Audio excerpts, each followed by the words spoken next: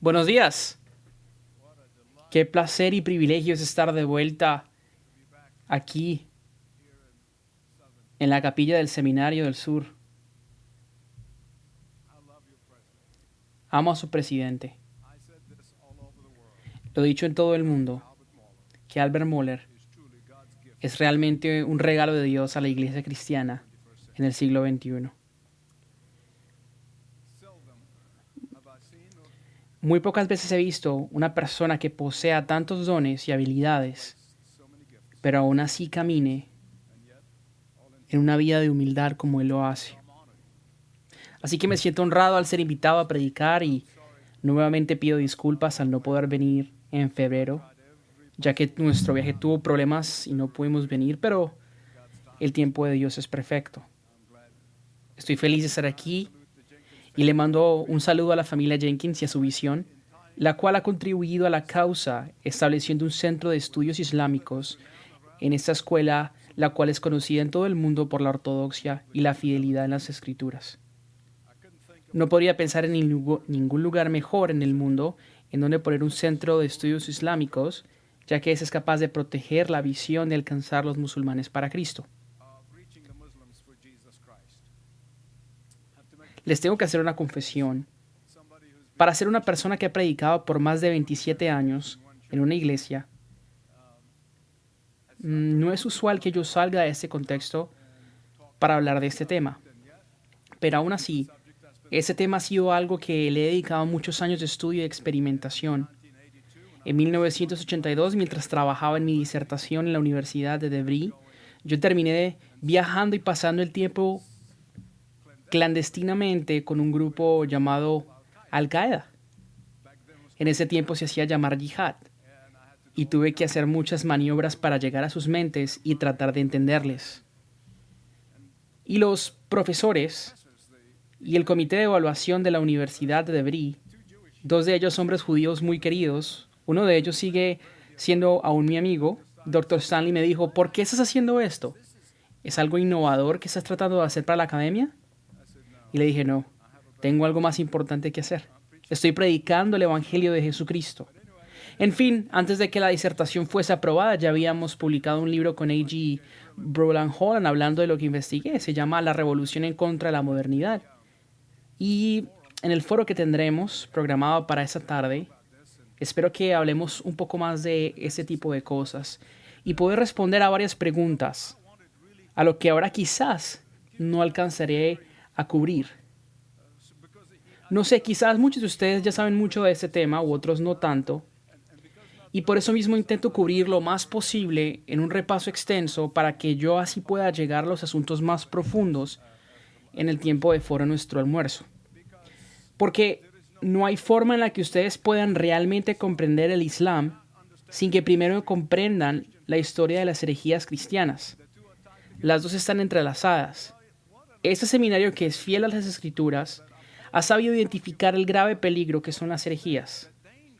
No solamente por lo que pueden causar en el día de hoy, sino también por lo que puede causar en la siguiente generación. Como bien saben ustedes que han estudiado la historia del cristianismo, en los primeros 500 años de la historia del cristianismo, la iglesia estaba plagada de herejías. Muchas de ellas revestidas hoy en ropajes atractivos, los cuales intentan engañar a la iglesia una vez más. En la mayoría de estas herejías contradicen la naturaleza primeramente de la Trinidad, pero aún más, muchas atacan la naturaleza de Cristo. Y hay muchas, pero déjeme darle tres para repasar. El arrianismo llegó a su cenit más alto en el año 320 después de Cristo. Arrio, quien estaba en Alejandría, enseñó que Cristo tenía dos naturalezas distintas: su naturaleza humana y divina, y enseñó que solo el Padre es eterno y por ende el Hijo entonces no podía ser infinito. Por eso, el Hijo fue creado. En defensa de este argumento, el Concilio de Nicea se reunió en el 325 con todos los líderes de la Iglesia y particularmente con el obispo Atanasio, quien luchó contra Arrio en la Iglesia de Alejandría para luego formular el credo de Nicea respondiendo a esa misma herejía. Luego llegó Néstor, el obispo de Constantinopla en el año 428 hasta el 431 después de Cristo. Néstor insistió que el Jesús humano fue llevado a la cruz y por ende, por esa humanidad, el acto de expiación no es divino. Dijo que la relación entre el Padre y el Hijo es solamente espiritual, mas no compartían la misma naturaleza. Ciertas formas de nestorianismo resuenan hasta el día de hoy, aunque usted no lo crea, especialmente en algunas iglesias cristianas de Siria. El concilio de Éfeso en el año 431 después de Cristo condenó a Néstor como hereje, y muchas de estas iglesias en Egipto, Líbano, Siria y en Palestina expulsaron a los que seguían las enseñanzas nestorianas, los cuales terminaron, aunque usted no lo crea, al norte de Arabia. Volveremos más a este tema más tarde. Pero quizás una de las herejías de más trascendencia en la iglesia cristiana, a la cual le dio un preámbulo importante al Islam, fue aquella conocida como la del ebionismo. Ahora bien, usted pensaría que después de que Pablo repudiara a los judaizantes en la iglesia de Gálatas y los llamara anatema o a su actitud bajo maldición, etc., su actitud mejoraría y desapareciera, pero su forma de pensar no terminó. De hecho, creció y creció hacia el sur, influenciando en la mayoría de las tribus judías que añadían a Jesús a su judaísmo. Y esa mixtura de cristianismo corrupto y judaísmo, pero en realidad más judaísmo que cristianismo, fue lo que más influenció a Mohammed o a Mahoma, el fundador del Islam. Siendo un hombre joven, Mahoma mismo escuchaba al obispo de Najrán, llamado Kosh, predicar la herejía ebionita. Pero él pensaba que eso era el cristianismo. Ya que no tenemos mucho tiempo para explicar esto más a fondo, le animo a que lea los libros que profundicen más en este tema. Quiero concentrar el tiempo que nos queda en dos asuntos. Primero, es lo que usted cree es de suma importancia. Dirá Michael, está predicando el coro. Quiero que recuerde bien lo que voy a decir. ¿Por qué es importante lo que usted cree? Es cierto que es obvio, pero las herejías modernas de la iglesia, tal como la heterodoxia, el universalismo, creciendo en gracia, la iglesia emergente, todos esos movimientos y creencias no solo son peligrosas en sí mismas, pero es más lo que harán a la siguiente generación lo que más peligra. Y un buen ejemplo de esto es precisamente esta herejía del ebionismo, la cual dio lugar para el nacimiento del Islam. Y el segundo asunto que quiero enfatizar o resaltar es que el Islam de hoy, o particularmente en forma de islamistas radicales, es una de las dos peores amenazas a la iglesia cristiana evangélica o a la iglesia cristiana. La otra, obviamente, es el humanismo secular. Quisiera que tuviéramos mucho tiempo para explicar esto más a fondo, pero lo voy a resumir lo más rápido posible. Mahoma nació en Arabia en el año 570 después de Cristo. Su vida muy temprano fue marcada por la tragedia. Su padre murió cuando él tenía 1 año de edad y su madre murió cuando tenía 6. Se fue a vivir con su abuelo, a quien amaba, pero quien también murió cuando tenía 8 años. Después se fue a vivir con su tío. Desde que era niño, Mahoma sufría de ataques de epilepsia. Pero en ese tiempo no entendían el problema médico y lo asociaban con el peligro de ser poseído por un demonio. Mahoma hacía parte de una poderosa tribu llamada Quraysh. Pero esa tribu realmente estaba conformada por dos clanes. Había un clan, el cual era rico y poderoso, y había otro, el cual era pobre y débil. Mahoma hacía parte de este último. El clan rico era dueño de la Kaaba. La Kaaba era el centro de adoración de los dioses de los árabes. Era el centro del politeísmo. Al controlar la Kaaba, ellos controlaban el dinero de los cobros que hacían a la gente al venir aquí a adorar a sus dioses. Y ese clan oprimía al clan débil. Más adelante, Mahoma le haría la guerra a sus primos ricos. Pero en vez de una guerra entre ricos y pobres, esa guerra terminó siendo una guerra entre el politeísmo y monoteísmo. Repito, politeísmo y el monoteísmo. Muchas de las llamadas revelaciones u órdenes de Alá a Mohammed o a Mahoma sobre la guerra y asesinar, las cuales hoy escuchamos por todos lados, hace 30 años eran difíciles de explicar, pero ahora en las noticias y en todos los reportes noticieros escuchamos todo esto. Así que la mayoría de esas revelaciones o suras vinieron a Mahoma durante el tiempo en que peleaba contra el clan familiar rico.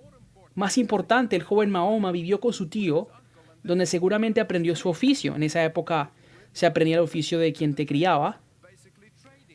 El oficio de su tío era básicamente el de mercader. Ellos estaban involucrados en llevar el comercio de especies y materia prima a Siria y a Palestina, trayendo bienes materiales desde allá. Mahoma estaba involucrado en esto y se dice que era muy astuto haciéndolo. Su primer jefe fue una mujer, quien era 15 años mayor que él, con la que se casó. Ella tenía 40 y él 25. Ella era dueña de un negocio de comercio. Él terminó casándose con ella entonces. Y en sus viajes a Siria y a Palestina, o lo que se llamaba en ese entonces el reino nabateo, el cual es hoy Jordania. Si usted va hoy a Petra o ha escuchado hablar de Petra, ese es el centro del reino nabateo. Cuando Pablo dice que fue a Arabia, yo en mi opinión creo que él fue a Petra, el cual era el centro más sofisticado del reino nabateo en ese tiempo. Y mientras él viajaba a Siria y a todas esas tierras cristianas, él vio los íconos, las estatuas y las reliquias de los cristianos. Él escuchaba el shofar judío. Luego nos damos cuenta de la clase de cristianismo que Mahoma percibió de esos pueblos cristianos en Siria y Palestina. Él los vio a esos cristianos arrodillados a María para luego postrarse al Padre y el Hijo. Y Mahoma concluyó lo siguiente: a esos cristianos deben creer esto, que la Trinidad se trata de un Padre, Madre e Hijo, el cual vehemente Mahoma rechazó inmediatamente. Y en cambio, defendió el nacimiento virginal. En ese entonces creían que los demonios podían tener relaciones sexuales con las mujeres humanas y concebir hijos, los cuales llamaban los hijos de los dioses. Y él dijo: no puede ser que Alá haga esto. Por ende, María tiene que ser absolutamente virgen. En fin, la vida de Mahoma se puede resumir en 3 etapas. 3 etapas. La primera es cuando él estaba siendo enseñado por el primo de Khadija, su esposa. Él era un monje ebionita. Este hombre era un monje ebionita. Estaba guiando a Mahoma para que se convirtiese en un líder de la iglesia cristiana ebionita de esos lugares. Y él enseñó el Antiguo y Nuevo Testamento, y Mahoma empezó a verlos no en la forma ortodoxa, pero sin una forma distorsionada. Él enseñó sobre el monoteísmo. Él enseñó todas esas cosas y él comenzó a ver que quería enseñarle todos sus principios a los árabes. Quería mostrarles el Dios de Moisés y de Jesús.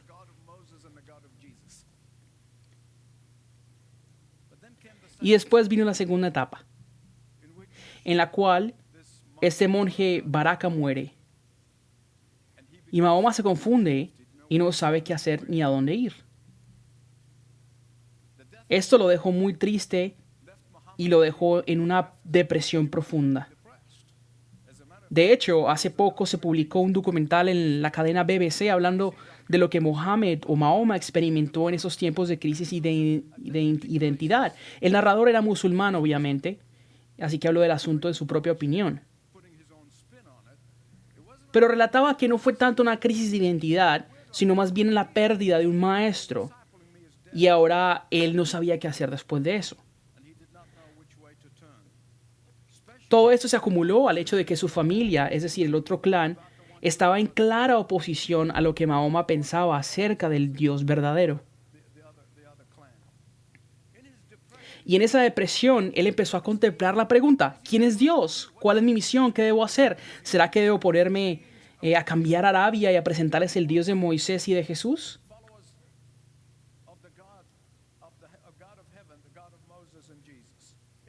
Eso fue así en la primera fase de su vida. Ya en la segunda se empezó a ver a sí mismo al mismo nivel que Moisés y de Jesús. De hecho, él lo razonó de esta manera. Moisés fue un profeta para los judíos. Jesús es el Mesías de los cristianos. Por lo tanto, yo debo ser llamado a ser un profeta a los árabes. Fue en ese momento que él sintió que estaba predicando el mismo mensaje de Moisés y de Jesús. Así que se dirigió a la tribu de Quraysh para que ellos creyeran en Alá, el único Dios. Luego viene la tercera fase de su vida, cuando tuvo que escapar de Meca para la ciudad de Medina, donde fue su tercera etapa. Y sí que es verdad que esta fue una etapa importante en la vida de Mahoma, porque fue en esa etapa la que causó lo que ahora usted y yo podemos reconocer en la televisión como extremismo islámico, yihad, fundamentalismo árabe, no sé cómo los medios de comunicación ahora lo llaman, pero usted sabe a lo que me refiero. Esta etapa comenzó más o menos en el año 623 después de Cristo, y muchas de las tribus judías habían aceptado a Mahoma hasta ese entonces, pero luego se dieron cuenta de que habían cometido un error al aceptarle. Así que le terminaron rechazando. Y esto fue catastrófico. Mohammed asesinó a todos los hombres de esas tribus. La tribu se conoce como la tribu de Karaija, otra vez Cariza. Asesinó a todos los hombres de la tribu y tomó todos los ojos a todos los hijos y a las mujeres como esclavos. Hasta ese punto en la vida de Mahoma, él seguía las costumbres judías, oraba 3 veces al día en dirección a Jerusalén. El sábado era un día santo para él, observaba la festividad de Ashara,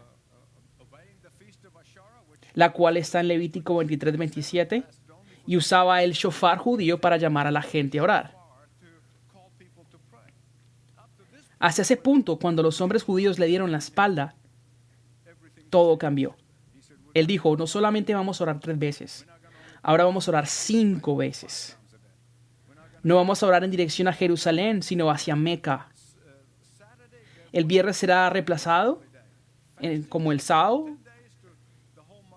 El ayuno de Ashara ya no será 10 días, sino se convertirá en el ayuno de Ramadán, y el shofar fue reemplazado por el izán.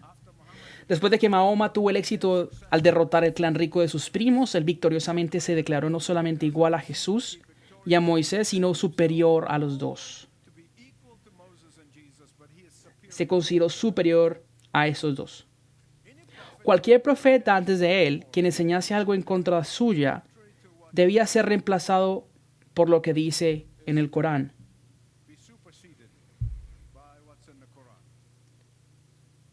Y este es uno de los secretos mejor guardados en el Islam.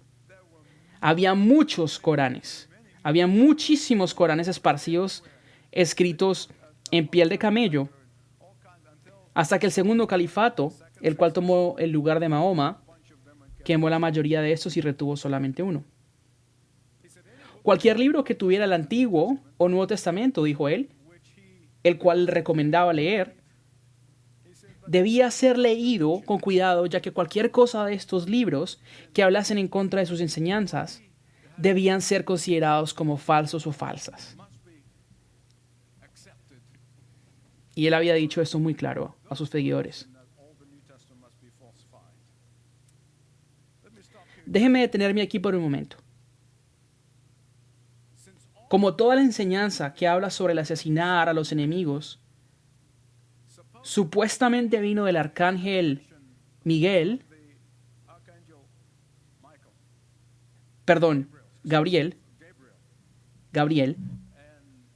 la interpretación de esta es un objeto de intenso debate.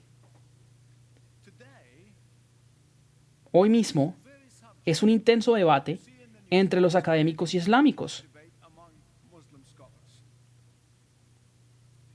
Algunos de ellos se han convertido al cristianismo.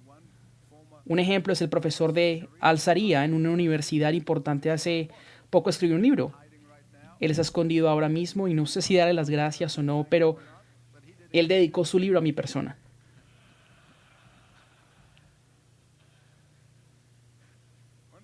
Cuando estaba en un país del oeste, el cual no quiero mencionar y quiero dejarlo en anónimo, él me escuchó entre una multitud y se acercó a mí y me dijo, tú has impactado mi vida, te he visto por la televisión y luego le dije en árabe, vaya amigo, ¿dónde están mis guardaespaldas?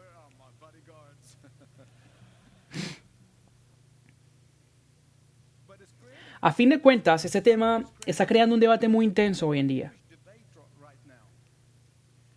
Muchos de esos supuestamente moderados en su pensamiento dentro del Islam están diciendo que esos asesinos o asesinatos de los infieles que vinieron junto a la revelación del arcángel fueron solamente revelaciones que vinieron justo en el tiempo cuando Mahoma estaba vivo y sirvieron como ayuda para el establecimiento de la religión. Esa, según ellos, no está ligada a los musulmanes todo el tiempo. Los otros musulmanes, los cuales son objeto de las portadas de las noticias mundiales, los extremistas, los yihad o los fundamentalistas, dicen no. Esas órdenes de asesinar infieles que son recompensadas son para todos los tiempos, para todos lugares hasta que el Islam domine el planeta Tierra globalmente. Ahora, me gustaría hablarles algo que es relativamente nuevo para mí. Lo que sucedió en Egipto hace 13 meses fue especialmente efectivo para formular el debate que les estoy hablando. Por mucho tiempo yo pensaba que los extremistas islámicos eran los que estaban al poder de todo, ya que ellos son los que asustan a todos. Le aterrorizan incluso hasta los mismos musulmanes que son más modernos. Les aterrorizan incluso a todos los musulmanes. Hace poco, uno de los propietarios retirados de la BBC, de la cadena BBC, comentó en una entrevista al ser preguntado por qué era tan duro él con los cristianos y no con los musulmanes. Él dijo, ¿estás loco? Los cristianos tienen hombros para resistir la crítica. Pero en cambio, si digo algo acerca de los musulmanes, al otro día se presentan en la corporación y nos asesinan a todos. Yo cuando escuché esto dije, tiene razón. Mi pensamiento siempre había sido, todos los musulmanes modernos perderían al final a causa de la violencia de los islamistas radicales. No solamente en el mundo árabe, pero en todo el mundo.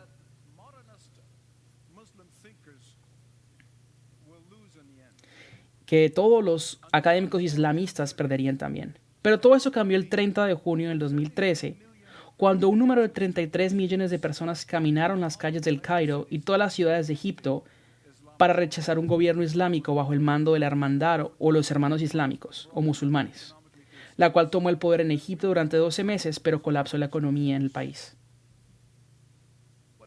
Fueron ellos los que impulsaron la fuerza musulmana común y corriente a protestar y hacer cambios. Pero ¿ha hecho estas fuerzas anti-yihad? ¿Han mermado los movimientos radicales? Absolutamente que no. De hecho, les ha vuelto más peligrosos y asesinos. Nuevamente les quiero recordar que si quieres saber más acerca de estos movimientos sociales radicales islámicos, tal como los wahhabis, los musulmanes hermanos, el Firq al-Shadira, Jihad, Al-Qaeda, ISIS, y cómo se han progresivamente vuelto más violentos, si usted quiere saber más acerca de esto, venga al foro.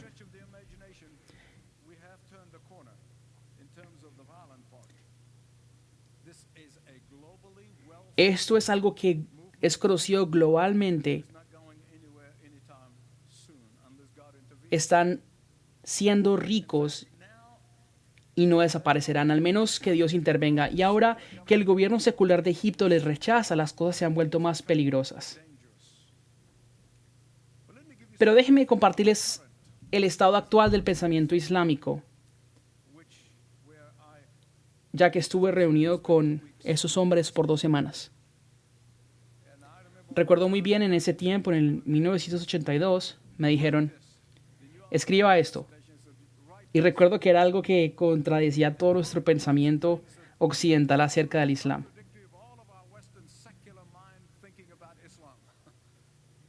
Y me dijeron, queremos que lo escriba precisamente porque sabemos dónde usted vive. Déjeme decirle que esa noche no pude dormir. Pero déjeme compartirle un poco de cómo ellos piensan. En sus mentes, todas las revelaciones previas a la revelación de Mahoma deben someterse al Islam. Y por cierto, la palabra Islam no tiene nada que ver con la palabra paz o salam. La palabra Islam viene de la raíz de la palabra sometimiento. En el caso del pueblo del libro, el Al-Katahab, o judíos o cristianos,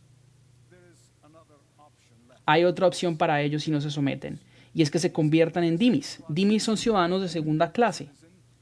Sea que paguen el jizya, lo cual no significa impuesto sino castigo. Significa que ellos paguen una penalidad.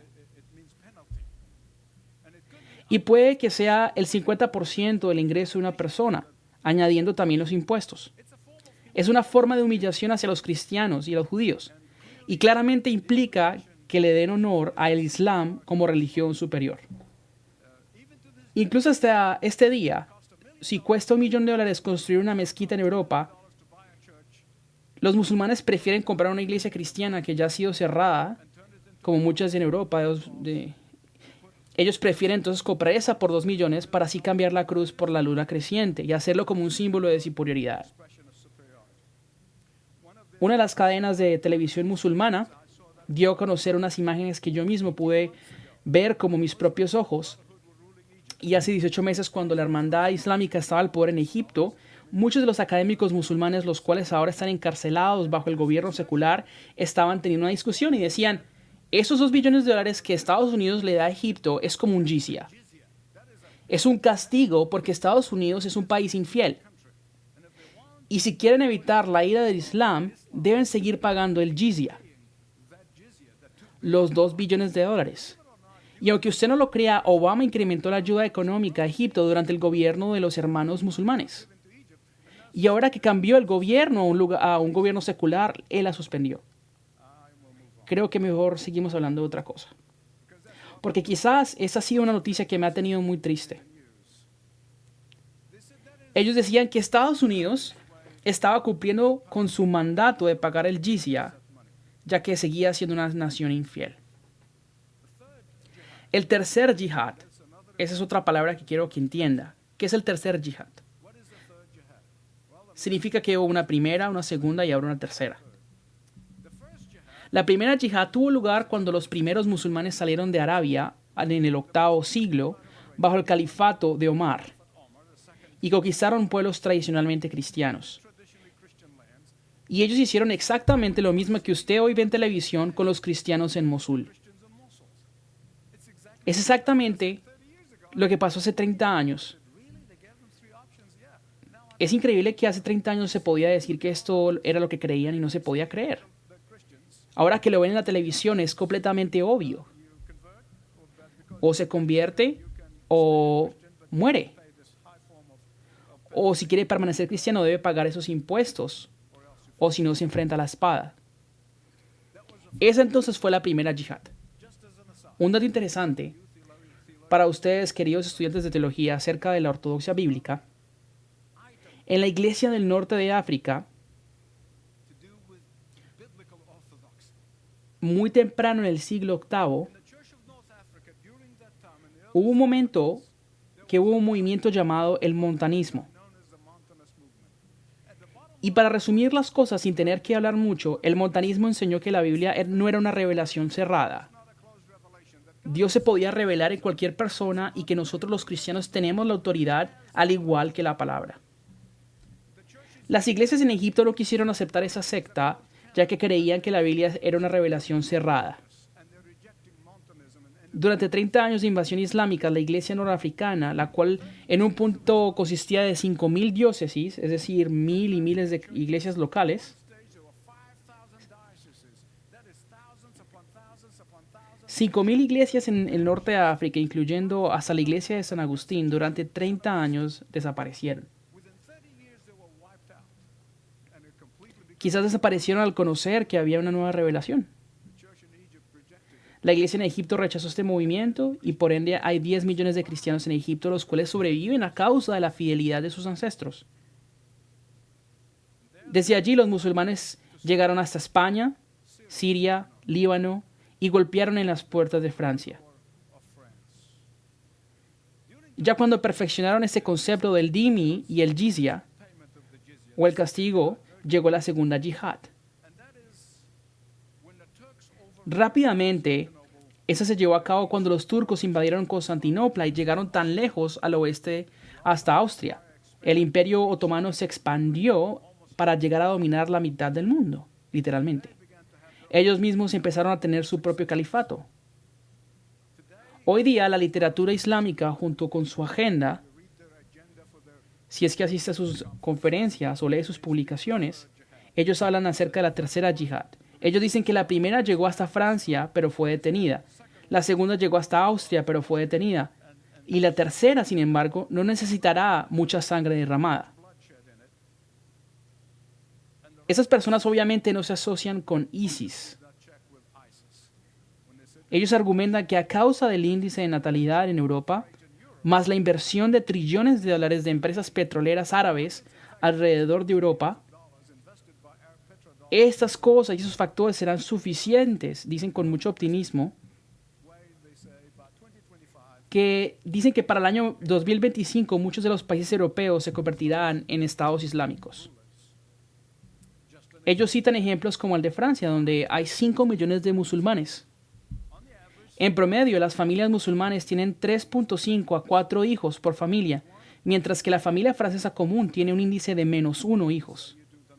Por lo tanto, ellos dicen simplemente haga la matemática. Entonces, ¿cuál es la respuesta cristiana de esa situación? Mientras nos enfrentamos a esta increíble amenaza, en verdad no es una amenaza hablando bíblicamente porque sabemos que el reino de Dios está aquí y está por venir. Repito, está aquí y está por venir. Y por lo tanto sabemos a dónde es que vamos. Pero cuando hablo de amenaza me refiero a que esta amenaza apunta al corazón de las misiones. Por lo tanto, en el corto tiempo que me queda, quiero dejarles a ustedes una foto positiva, en cambio una foto tenebrosa. No una positiva en el sentido de que yo la maquille para que luzca positiva, pero sí una que verdaderamente sea positiva. Porque yo le puedo decir que lo que Dios está haciendo en el mundo musulmán es realmente increíble. Para citarle un caso, el otro día nos enteramos que un hombre con mucho poder político en Yemen había dado su vida a Cristo escuchando mi programa y ahora estudia en un seminario del Medio Oriente.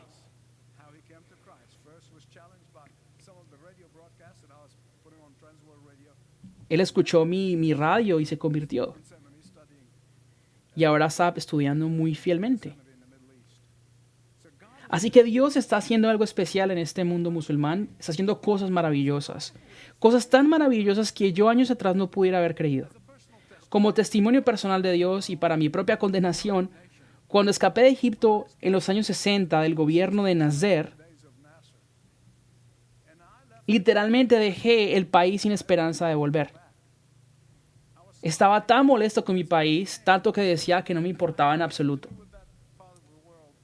De hecho, quemé mi pasaporte de egipcio. Pero Dios tenía otras ideas. Dentro de las muchas cosas que Dios está haciendo ahora mismo y que también está haciendo con otra gente, es reunirnos juntos para trabajar y lanzar una estación satelital con un contenido apologético que sirva de medio educativo y de presentar el evangelio en formas que la gente que la escucha o que lo vea puede entender. Está dedicado solamente con la apologética para predicar el evangelio.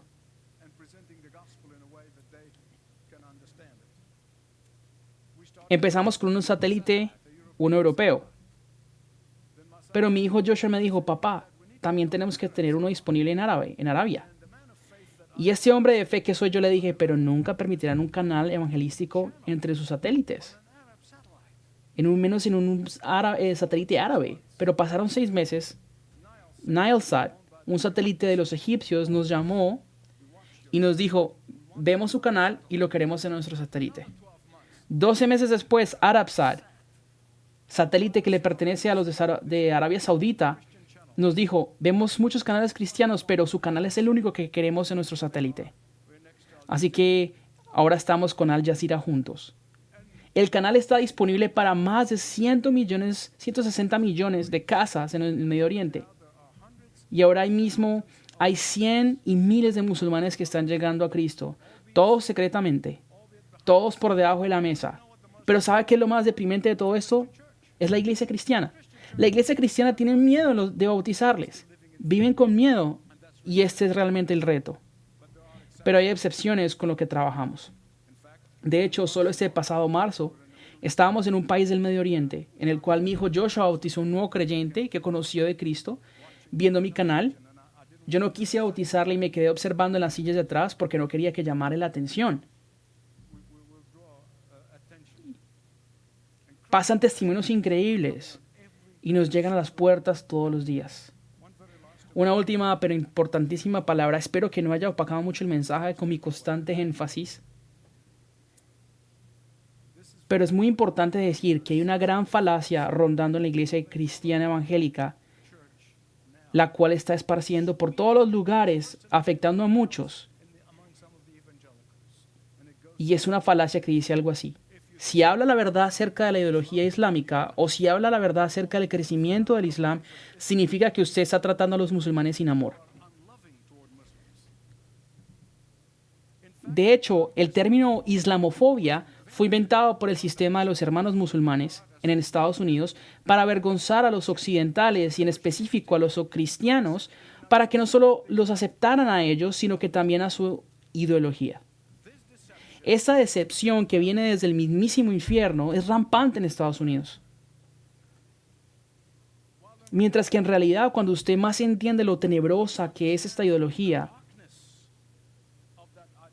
lo más que usted llega a amar a estos musulmanes y lo más verdadero que somos al Evangelio de Jesucristo. Cuando Él dice que Él nos manda como ovejas a los lobos, Jesús no está diciendo que Él le quitará los dientes o que los defenderá a esos lobos. No. Se requiere aún más amor para entender la naturaleza del lobo. Más aún cuando se le intenta cristianizar para que parezca más amable.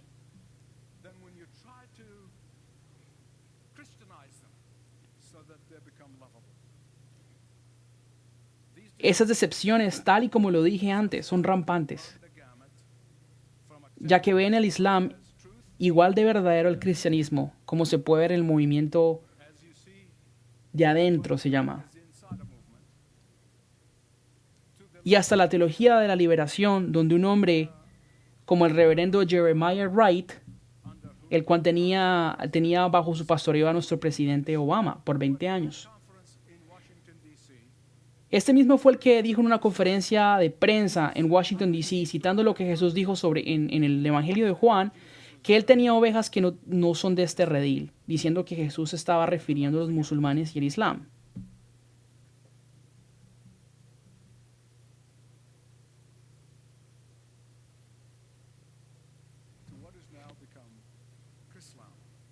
Y esto ha llegado tan lejos que se ha convertido en algo así llamado como el Crislam.